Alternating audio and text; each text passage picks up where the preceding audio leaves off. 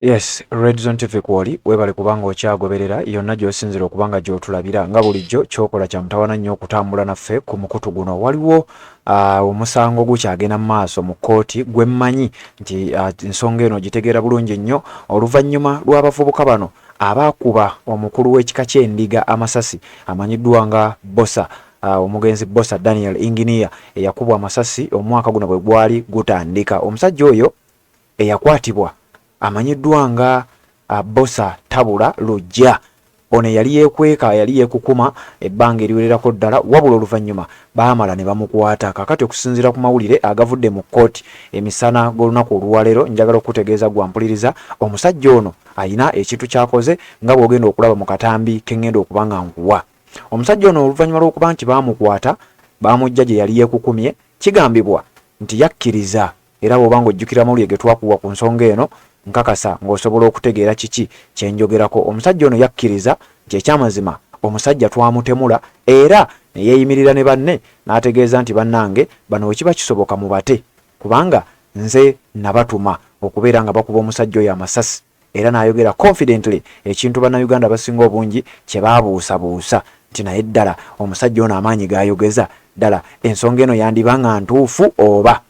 Mu musango guno balina abantu bangi be basooka okukwata era baaleetebwa ku kkooti eya Muwanga 2 wano ku Kabaka Njagala Road wano e Mengo, ekkubo eriva ku Bulange nga lyambuka waggulu ku Lubiri. Bano nno bazze baleetebwa emirundi egiwererako ddala era nga basimbibwa mu maaso g'omulamuzi nga basomebwa omusango guno nga bwe babatwala ku alimanda. Wabula kyazuulwa oluvannyuma nti abamu ku bano essimu zaabwe zaali zaakozesebwa bukozesebwa era bangi balabika omusango tebaguliimu era tebalina nnyo kyamaanyi kye bamanyi ku mbeera eno. Wabula ate kigambibwa nti waliwo era bangi abaakwatibwa nga beebo bennyini abaakubira ddala amasasi omugenzi amanyiddwa nga Engineer Bossa Tabula. Kakati olunaku olwaleero babadde bakomezeddwawo mu kkooti okulaba nga ate bagenda mu maaso n'okuba nga bawoza emisango gyabwe gino. Kigambibwa nti ono omusajja amanyiddwa nga Lujja Tabula Bossa eyayogera ebigambo n'obugumu obw'ekika ekyawaggulu ategeeza eggwanga nti ekyamazima nze natta Bossa, era okumutta n'annyonnyola n'ensonga ze nga bwe yazinnyonnyola, naye ng'ali confident. Bwe batuuse mu kkooti olunaku olwaleero ategeezezza omulamuzi nti ow'ekitiibwa omulamuzi ngenda kuwa akatambi ng'abategeeza nti bannange abantu bano abalala mwandisaanye ne mubata, kubanga ekituufu kiri nti tebalina kye bamanyi. N'abaali baakuba amasasi amazima nze nabatuma era tebalina musango gwonna. Nsaba mubeere nga mubata bejjeerere, nze nja kuweera ennemba n'emisango gyange. Wabula ekintu kino kyeraliikirizza nnyo bannayuganda naddala abagoberera ensonga. Buli muntu yeebuuza ddala omusajja ono amaanyi n'obuvumu bw'ayogeza mu musango guno abujja wa guno nga musango gwa Naggomola.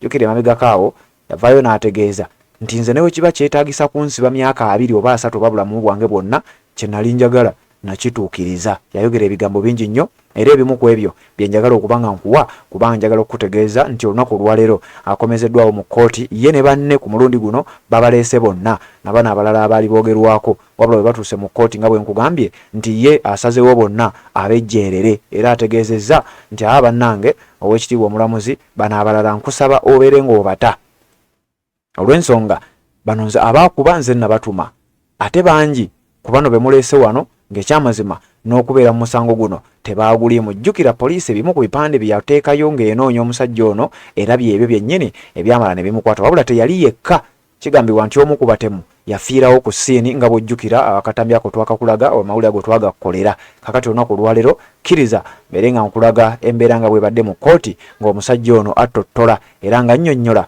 n'okukkiriza emisango n'okwejjeerera banne nti bannange bano mubate. Ekyamazima nze nali mu musango, nze nali emabega w'okukuba amasasi okwa Engineer Daniel Bossa eyali omukulu w'ekika eky'endiga abangi bamanyi nga abeera ayitibwa Lwomwa. Kankuwa akatambi kano eddoboozi liri wansi naye nja kukusaba oyongezeemukko osobole okubeera ng'olifuna bulungi nnyo, then tubeere nga tweyongera mu mukutu gwa Red Zone TV. Bw'oba tonna subscribe nga kikole tubeere nga ate tutambula ffenna.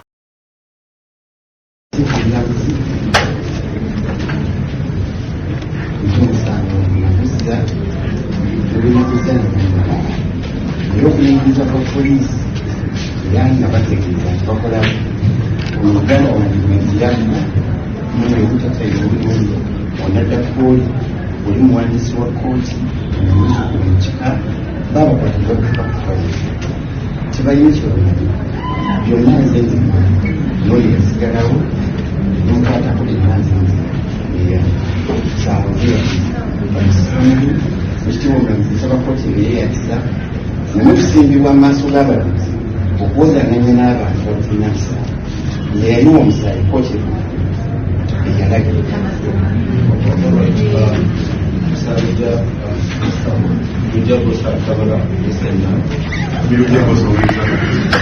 I have heard from both sides.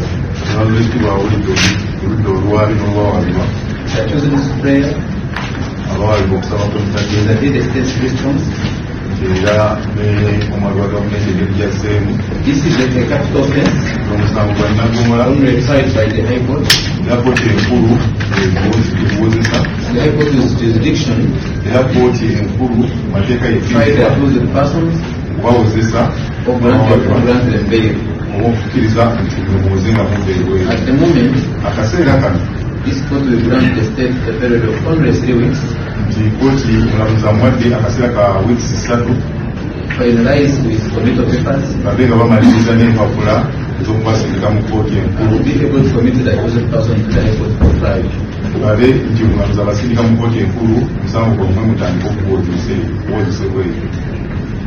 It is High Court that will determine whether you who accused to have a case to answer or not. It is still the High Court that can grant them bail. The High Court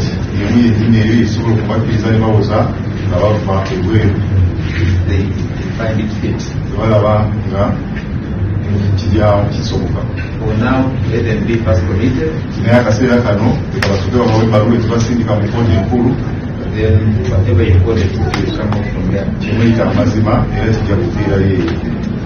So you come back on 24th of October 2024. For committal. So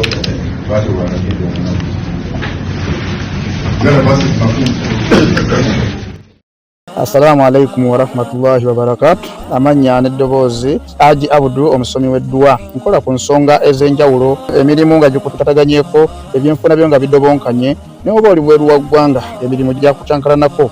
Jangu kusomere ku dduwa kubeda nedda edduwa zaabaawo, edduwa zisomebwa omuntu n'oterezebwa mu mbeera yonna ebadde kwesibyeko ekusibyeko akanyaaga. Nina ekyoto kye nsobola okukumira wadde oli bweru wa ggwanga nga toli kumpi wano n'ofuna omukisa ogwo nawe n'osomerwako ku dduwa nga nkuteddeko n'akabaani. Allah ajja kukusaasira, ajja kwanukula.